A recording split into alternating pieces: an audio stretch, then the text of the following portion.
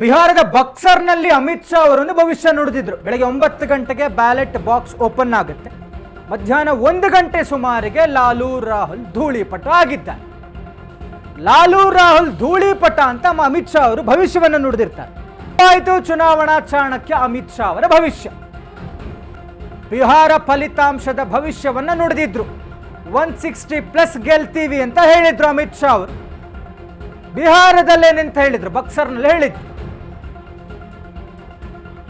ಹಾಗೆ ಇಲ್ಲಿ D K Shivakumar ಅವರು 130 ಸೀಟ್ ಗೆಲ್ತೇವೆ ಅಂತ ಖಡಾಖಂಡಿತವಾಗಿ ಹೇಳಿದ್ರು. ಕರ್ನಾಟಕದ ಚುನಾವಣಾ ಚಾಣಕ್ಯ ಅಂತ ಟ್ರಬಲ್ ಶೂಟರ್ ಉಪಮುಖ್ಯಮಂತ್ರಿ ಡಿ ಕೆ ಶಿವಕುಮಾರ್ ಅವನ್ನ ಹೇಗೆ ಕರಿತೀವೋ ಅದೇ ರೀತಿಯಲ್ಲಿ ಅಮಿತ್ ಶಾ ಅವರನ್ನು ಕರೀತಾರೆ. ಅಮಿತ್ ಶಾ ಅವರು ಕೂಡ ಬಿಹಾರದ ವಿಚಾರದಲ್ಲಿ ಚುನಾವಣಾ ಚಾಣಕ್ಯ ಒಂದು ಭವಿಷ್ಯವನ್ನ ಹೇಳಿದ್ರು. 160+ ಸೀಟ್ಸ್ ಗೆಲ್ತೀವಿ ಅಂತ. ಅವರ ಭವಿಷ್ಯವನ್ನು ಮೀರಿದಂತೆ 190 ಸೀಟ್ ಲಭಿಸಿರುವಂಥದ್ದು NDA ಮೈತ್ರಿಕೂಟಕ್ಕೆ. ಎಸ್ ಹನುಮೇಶ್ ಅವರೇ, ನೀವು ಹೇಳಿದಂಗೆ ಈ ಒಂದು ಫಲಿತಾಂಶ ಏನಿದೆ, ರಿಸಲ್ಟ್ ಒಟ್ಟಾರೆ ಬಿಹಾರದ ದೃಷ್ಟಿಯಿಂದ ಒಳ್ಳೆಯ ಫಲಿತಾಂಶ ಅಂತಲೇ ಹೇಳಬೇಕಾಗತ್ತೆ. ಬಿಹಾರದಲ್ಲಿ ಇನ್ನೂ ಕೂಡ ಅನೇಕ ಸಮಸ್ಯೆಗಳಿದೆ. ಈ ಕಳೆದ ಒಂದು 10 ವರ್ಷಗಳಲ್ಲಿ ಸಾಕಷ್ಟು ಬದಲಾವಣೆಗಳು ಕೂಡ. ಹಿಂದೇನೋ ಜಂಗಲ್ ರಾಜ್ಯ ಅನ್ನುವಂಥ ಒಂದು ಪರಿಸ್ಥಿತಿ ಇತ್ತು, ಅನೇಕ ಹಿಂಸಾಕೃತ್ಯಗಳು ನಡೀತಾ ಇತ್ತು. ಅದಕ್ಕೆಲ್ಲ ಕಡಿವಾಣ ಹಾಕಿ ಒಂದು ಸುಶಾಸನ ಅನ್ನುವಂಥದ್ದು, ಒಂದು ಗುಡ್ ಗವರ್ನೆನ್ಸ್ ಅನ್ನುವಂಥದ್ದು ಅಲ್ಲಿ ಶುರುವಾಗಿದೆ. ಅದರ ಮುಂದುವರಿದ ಭಾಗ ಅಂತ ಹೇಳ್ಬೋದು. ಈಗ ನಾವು ನೋಡೋಕ್ಕೆ ಈ ನಿತೀಶ್ ಕುಮಾರ್ ಅವರ ರಾಜಕೀಯ ಒಂದು ಇತಿಹಾಸವನ್ನು, ಹಿಸ್ಟ್ರಿಯನ್ನು ನೋಡಿದ್ರೆ ಈಸ್ ಎ ಪ್ರೂವನ್ ಲೀಡರ್. ಆ ರಾಜ್ಯದ ಜನರ ವಿಶ್ವಾಸವನ್ನು ಗಳಿಸಿದ್ದಾರೆ. ಅವರು ಎಷ್ಟೇ ಪಕ್ಷದ ಮೈತ್ರಿ ಬದಲಾವಣೆ ಮಾಡಿದರೂ ಅದು ರಾಜ್ಯದ ಒಳಿತಿಗಾಗಿ ಅನ್ನುವಂಥ ಒಂದು ಭಾವನೆ ಜನರ ಮನಸ್ಸಿನಲ್ಲಿ ಬಂದಿದೆ. ಹೀಗಾಗಿ ಒಳ್ಳೆಯ ಡೆವಲಪ್ಮೆಂಟನ್ನು ಆ ರಾಜ್ಯ ನಿರೀಕ್ಷೆ ಮಾಡ್ಬೋದು.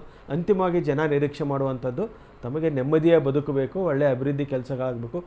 ಮತ್ತು ಬಿಹಾರ ಅತ್ಯಂತ ಫಲವತ್ತಾದ ಭೂಮಿ ಇರುವಂಥ ರಾಜ್ಯ ಮತ್ತು ಅಲ್ಲಿ ಜನಸಾಂದ್ರತೆ ಇದೆ. ನಮ್ಮ ಇವರು ಹೇಳ್ದಂಗೆ ಆಮ್ ಆದ್ಮಿ ಪಕ್ಷದ ವಕ್ತಾರರು ಹೇಳ್ದಂಗೆ ಅಲ್ಲಿ ಜನ ಭಾಳ ಶ್ರಮಜೀವಿಗಳು, ಸ್ಕಿಲ್ಡ್ ಲೇಬರ್ಸ್ ಅವರು. ಸೊ ಅಲ್ಲಿ ಸಾಕಷ್ಟು ಇನ್ವೆಸ್ಟ್ಮೆಂಟ್ ಬಂದಾಗ ಆ ರಾಜ್ಯದ ಅಭಿವೃದ್ಧಿ ಆಗೋದಕ್ಕೂ ಕೂಡ ಅದು ಅನುಕೂಲ ಆಗುತ್ತೆ. ನಾವು ಪಾಸಿಟಿವ್ ಆಗಿ ಥಿಂಕ್ ಮಾಡೋದಾದರೆ ಇದು ಸಾಕಷ್ಟು ಒಂದು ಒಳ್ಳೆಯದನ್ನು ಈ ಚುನಾವಣೆ ನೀಡಿದೆ ಅಂತ ಹೇಳ್ಬೋದು. ಇದ್ರ ಜೊತೆಗೇ ಇದರ ಪರಿಣಾಮಗಳು ಬೇರೆ ಬೇರೆ ರೀತಿಯಲ್ಲಿ ಆಗುತ್ತೆ. ಪ್ರತಿಯೊಂದು ಚುನಾವಣೆಗಳು ಕೂಡ ಒಂದೊಂದು ಪಾಠವನ್ನು ಒಂದೊಂದು ರಾಜಕೀಯ ಪಕ್ಷಕ್ಕೆ ಕಲಿಸ್ತಾ ಹೋಗುತ್ತೆ. ಅದನ್ನು ಕಲಿಯುವಂಥದ್ದು ಬಿಡುವಂಥದ್ದು ಆ ರಾಜಕೀಯ ಪಕ್ಷದ ನೇತಾರರಿಗೆ ಬಿಟ್ಟಂಥದ್ದು.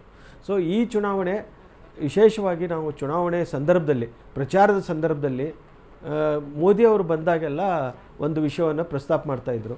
ನೋಡಿ, ನೀವು ಹಿಂದೆ ಲಾಲು ಯಾದವ್ ಅವರ ಕಾಲದಲ್ಲಿ ಮೇವು ಹಗರಣ ಇರ್ಬೋದು, ಜಂಗಲ್ ರಾಜ್ ಇರ್ಬೋದು, ಇದು ಎಷ್ಟು ಕಾನೂನು ಹಾಳಾಗ್ಬಿಟ್ಟಿತ್ತು ಈ ರಾಜ್ಯದಲ್ಲಿ.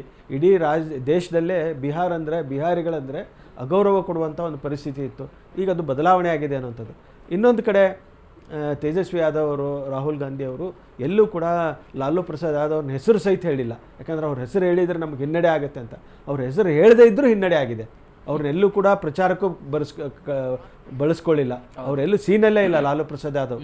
ಹೀಗಾಗಿ ಲಾಲು ಪ್ರಸಾದ್ ಯಾದವ್ ಅವರ ಆ ಕರಾಳ ದಿನಗಳು ಅಂತಲೇ ಏನು ನಾವು ಬಿಂಬಿತ ಆಗಿದ್ದು ಅದು ಈಗ ಮತ್ತೊಮ್ಮೆ ಪ್ರೂವ್ ಆಗಿರುವಂಥದ್ದು. ಜನ ಕೂಡ ಅದನ್ನು ನೆನಪಿಟ್ಕೊಂಡು ಇಲ್ಲ, ಮತ್ತೊಂದು ಅವಧಿಗೆ ಹಿರಿಯ ನಾಯಕರಾದಂಥ ನಿತೀಶ್ ಕುಮಾರ್ ಅವರಿಗೆ ಬೆಂಬಲ ಕೊಡಬೇಕು ಅನ್ನುವಂಥ ಒಂದು ನಿರ್ಧಾರವನ್ನು ಈ ಫಲಿತಾಂಶದಲ್ಲಿ ನಾವು ನೋಡ್ಬೋದು.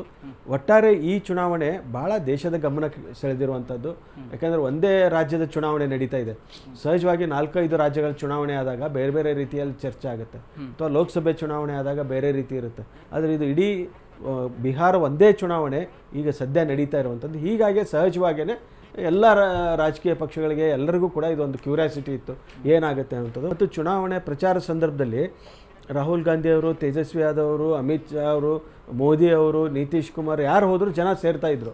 ಎಲ್ಲ ಕಡೆ ಜನ ನೋಡ್ತಾ ಇದ್ರು. ಹೀಗಾಗಿ ಮಾಧ್ಯಮಗಳ ವರದಿಗಳನ್ನು, ಅದರಲ್ಲೂ ಹಿಂದಿ ಮಾಧ್ಯಮಗಳಲ್ಲಿ, ಹಿಂದಿ ಪತ್ರಿಕೆಗಳಲ್ಲಿ ಈ ಸರ್ತಿ ಭಾಳ ನೆಕ್ ಟು ನೆಕ್ ಫೈಟ್ ಇದೆ, ಈ ಹೇಳೋಕ್ಕಾಗಲ್ಲ, ಮಹಾಗಠಬಂಧನ ಗೆದ್ದು ಬಿಡುತ್ತೆ ಅನ್ನುವಂಥ ಚರ್ಚೆಗಳು ಕೂಡ ಆಗಿತ್ತು. ಯಾಕೆಂದರೆ ಜನ ಹಂಗೆ ಸೇರ್ತಾ ಇದ್ರು. ಅವರು ರಾಹುಲ್ ಗಾಂಧಿ ಹೋದಲ್ಲೂ ಸೇರ್ತಾ ಇದ್ರು, ತೇಜಸ್ವಿ ಯಾದವ್ ಅವರ ಸಭೆಗಳಿಗೂ ಹೋಗ್ತಾ ಇದ್ರು.